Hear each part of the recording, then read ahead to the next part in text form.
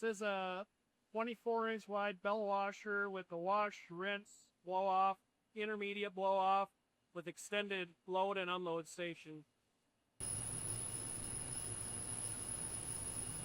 It's a contract manufacturer that had a lighter duty washer that needed to be able to run heavier parts, larger baskets, and some raw material at full length.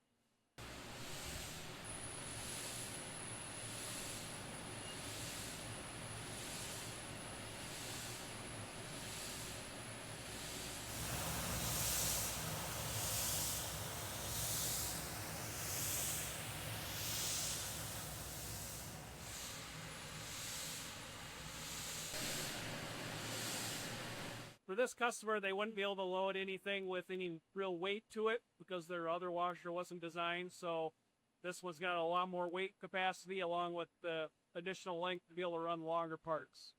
The washer they had was meant for a different type of product.